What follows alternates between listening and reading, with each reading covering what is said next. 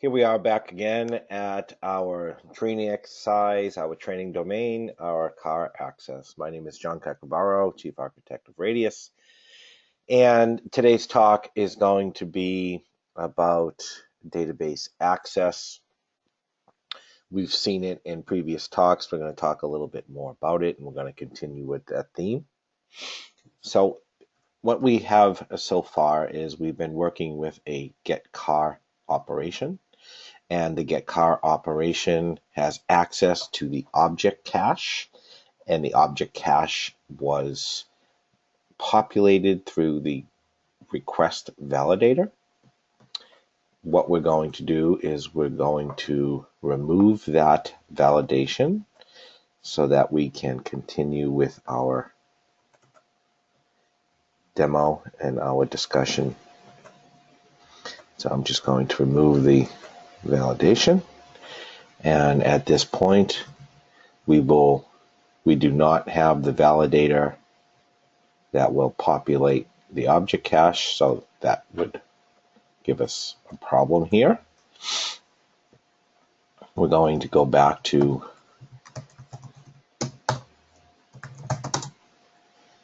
importing the iCar DAO, and we will have to get that car ourselves by calling on the car DAO.get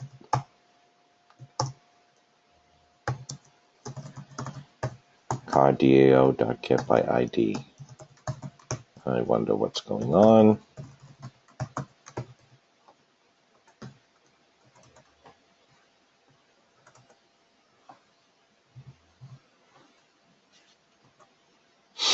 Okay, so we should be able to retrieve the car by passing in the car DAO, and the framework's generated query will run and give us back that singleton car. Great. So let's look at our database now. We have added an inspection table, and that's one-to-many. So let's say that we want to populate the inspection for a given car. How do we do that? It's important to note the way that we generally query the database. We open the connection, we query the database, and we close the connection right away. Now that will probably be different than the way you may be used to using databases and connections. Traditionally, what will happen is most people will open a connection and leave that open for the life of the time that they want to compute or retrieve data, and then finally at some point in the future they close the connection. That is problematic for a number of reasons. I believe that to be an anti-pattern.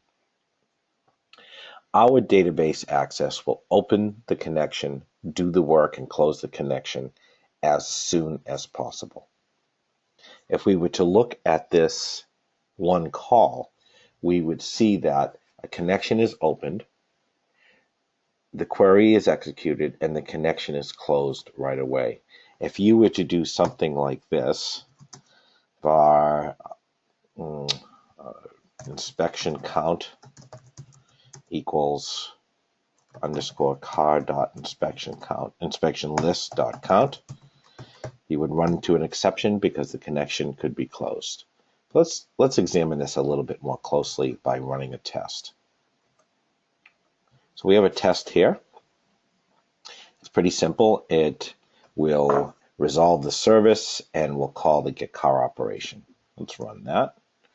Debug the tests. And I believe we put a breakpoint in our get car operation, so we can go right there.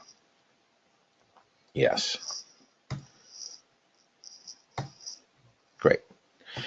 So we're going to debug right into the car DAO and watch what happens. Now this is the car DAO. It's generated by Frameworks.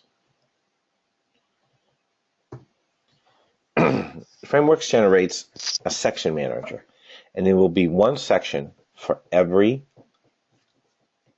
database that is used by the service. We're going to debug right into that section manager. The section manager will use the nhibernate DB section manager of the CPI libraries.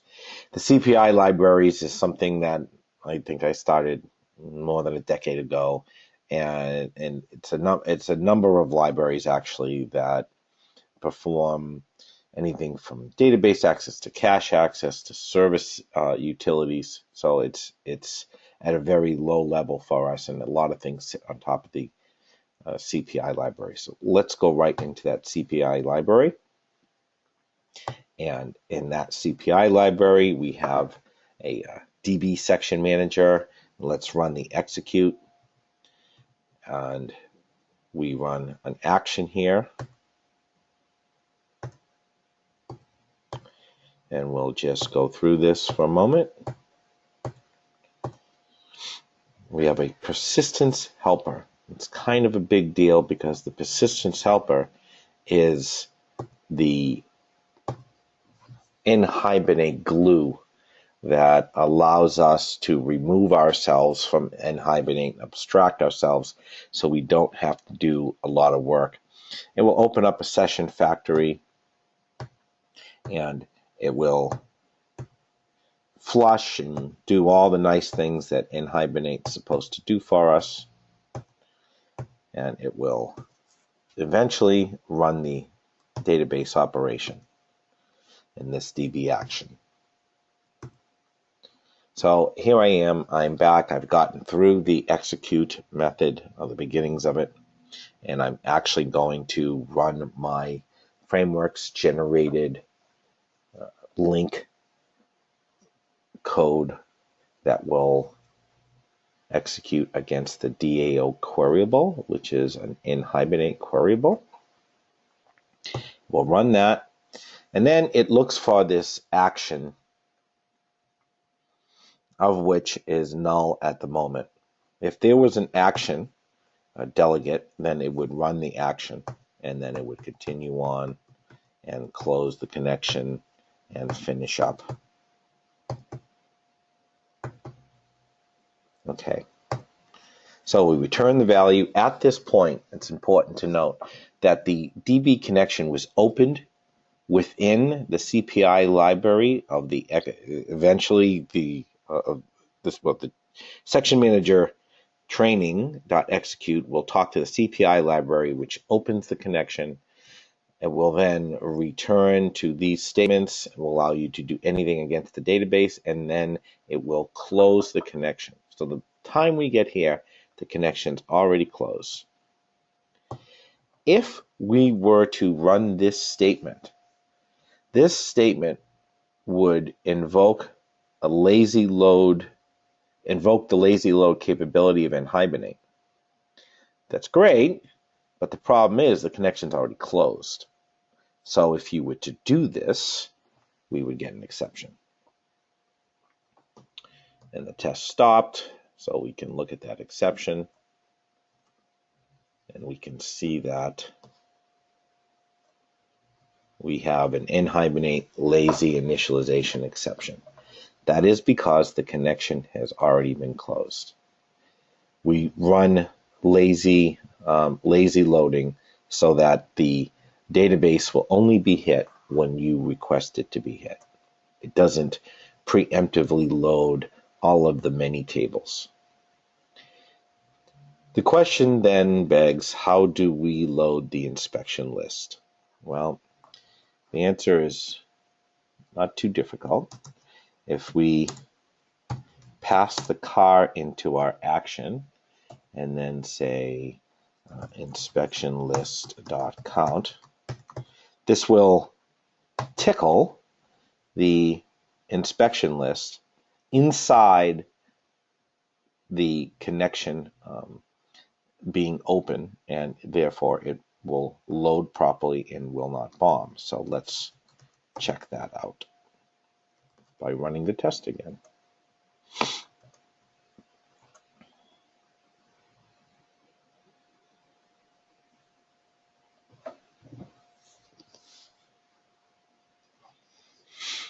And we should stop at our breakpoint.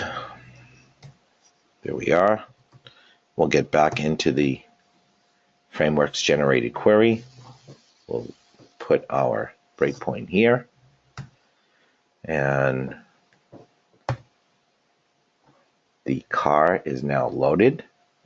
And at this point, the action is no longer null. The action is assigned the statement that we gave it, in this case, that lambda. And it will then run that delegate. And there you see the debugger jump back to our piece of code. And this time it doesn't bomb. And it doesn't bomb because the connection is still open. It finishes that action.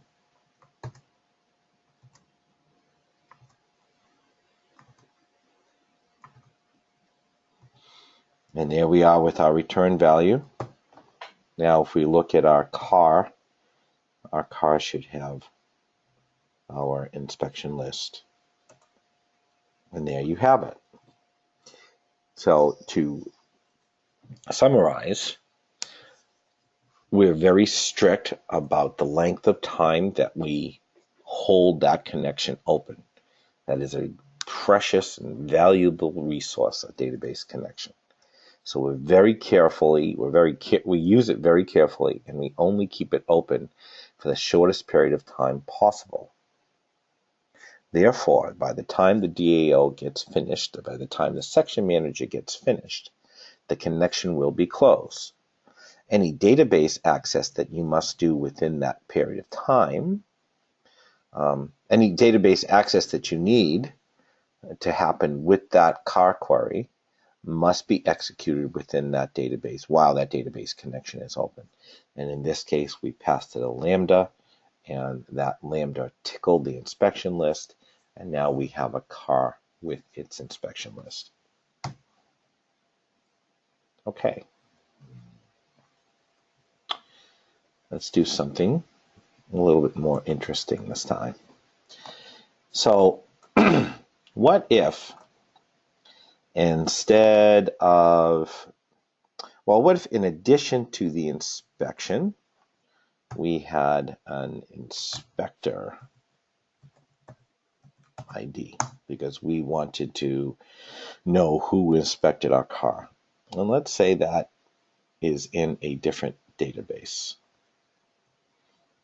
So if I'm working on a different database, let's call the database, I don't know, let's call it training 2.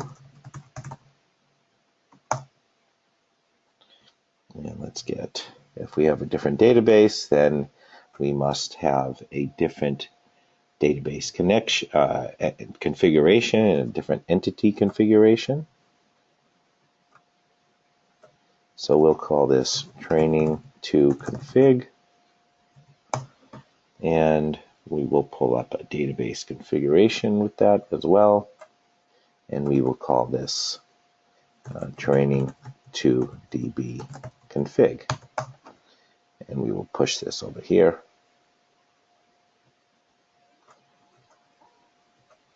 Make sure that everything is nice and neat. I don't like that there's too much space between here. It's not symmetrical with this guy, so I will clean that up. Now it's important that we link the two configurations together, and we do that with this database configuration property, and we will pick training 2 db config. Okay. While I'm here, let's clean the model up a little bit. This is getting a little sticky here. This car, I could foresee this car alias getting a bit wieldy if we needed to add more data contracts and more relationships. So what I will do is I will pick out an alias.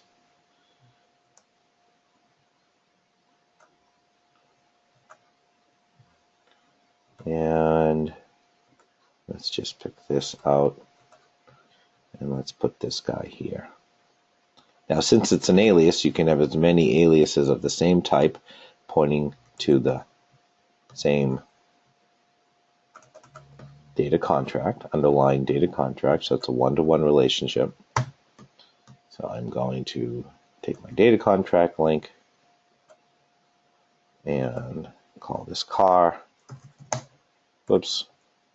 car, and this is supposed to be one-to-one. Okay, so I could do that. I could do that for each data contract if I'd like. I can have as many aliases as I want in order to keep the model clean. I won't do that at this point. That's kind of a judgment call. One unfortunate side effect that you must be careful of when you are making links between response and request objects, remember those are just data contracts and aliases, is that the actual request, that is the car request, will get a new navigational property, and you should delete that navigational property. Okay, that's a bit cleaner. Now let's get back to our training 2 config. I'm going to add, where'd that go? Going to add a new entity, and let's place it in the right spot, and let's call this, it's going to be an inspector, but let's say that we will just call it a person. And we will say that we have an ID and a name. And the ID is an int, and it is identity, and it is a primary key. And the name defaults to string. Okay, that's good. Now these are in different databases, so I can't draw a connection between this guy and that guy. They're in different databases, so that doesn't work. I will have to find a different way to do that. But before I do that, let us go to create this database. We will need a new folder. So let's go to database, and we're just going to copy our training folder. Every database gets its own folder in the training and the database directory of engineering. Go in there. Start with our tables, and we only have one table. It's probably closer to the driver. No, that's good enough. Let's change this to person. Let's edit that with Notepad. Bring this into view. Let's change anything that has to do with car to person. Replace all. And ID and name. I'll get rid of these guys. That's looking good. Let's look at the rest of the directories that we copied. That doesn't have any foreign keys, so we'll get rid of that. Seeds, there are no seeds. We just did tables, and we will enter some data. So this is going to be just person, and all that we need here is name. And we will call this name John Smith. John Jones, how's that? That's all we need here. So that's all the test data that we need for our Training 2 database. Great. Okay. So let's go to our test base so that we can bring in this database for testing. Test base of integration tests.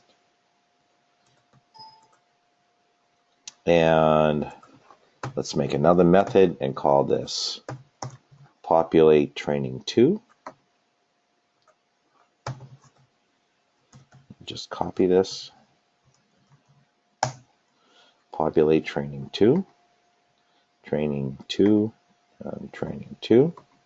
And we want to pull in the test HSP training.caraccess.sql.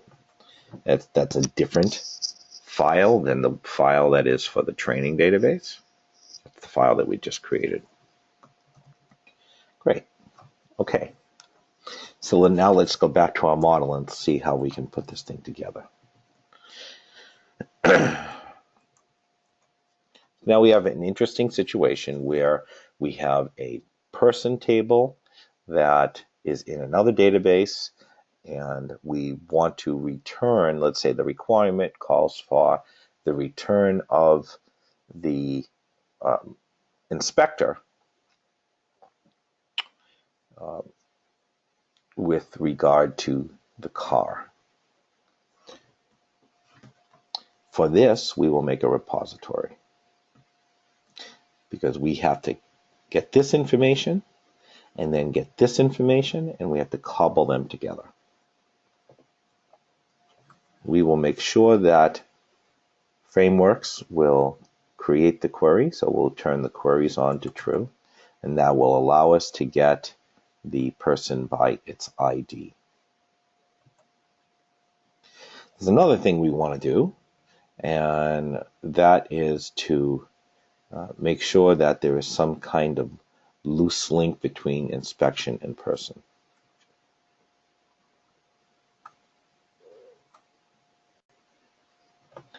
Now, as I said, we can't draw a line between inspection and person because nHibernate would get in the way of that. nHibernate doesn't know how to cobble together tables from different databases. So what we're going to do is going to have to add a person property to the inspection table, and for this we will write some custom code. I'm going to steal the person entity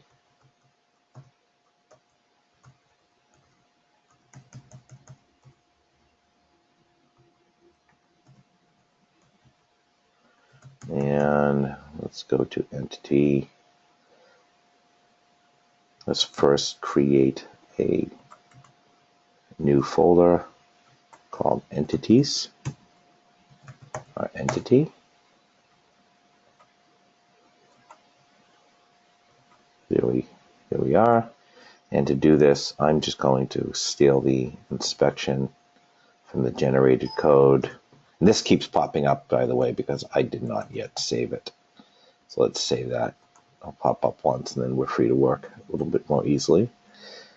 Inspection, so I'll take this and I'll drop it into my custom entity, and then that will give me a good starting point. I'm just going to remove what I don't need, and I don't need these things.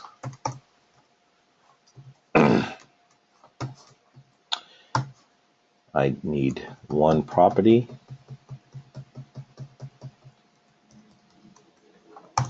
Property I need is public, virtual. It must be virtual, and Hibernate will complain. Person, get set.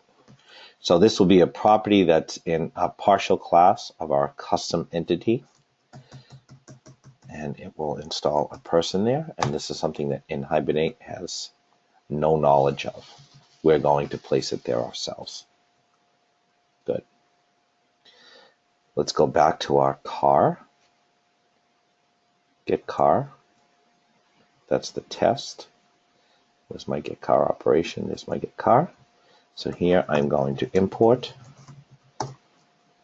public I person DAO person DAO get set.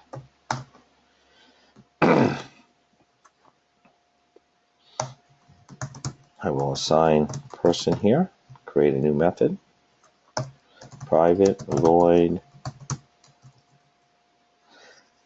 Actually, it's not assigned person, is it? Because there's going to be one person for every inspection. So let's do something a little different.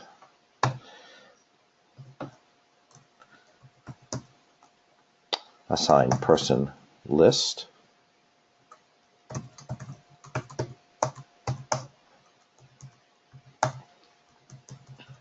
And for this, we will make a private variable, private list person list.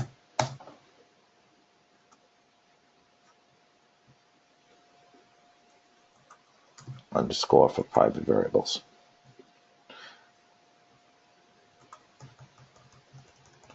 Come down here, and let's say person list equals underscore car dot inspection list dot select. X goes to x dot inspection list. Sure, inspection list dot person ID, or inspector ID actually, to array. This actually is a temporary variable of person ID list, and this will give me all of the keys to the inspectors. I'm going to take this and I'm going to say var, not var, but underscore person list equals person DAO dot get by ID list, not ID, but ID list. Pass it in a person ID list. What doesn't it like? I think this needs to be, oh, it wants to be a string. And that means I have something wrong with my model. Inspector ID, I don't think I turned to int. Int 32. Save the artifacts. Go back to my get car operation. And what's it complaining about now? It says cannot convert source type collections person to target type. Let's fix that by putting this to an array. A collection. Good. Now I have my person list. So now I have for every inspector entity, I have now a person. And we could have 3 inspections, but the same person could have done it, so my person list might consist of 1 person.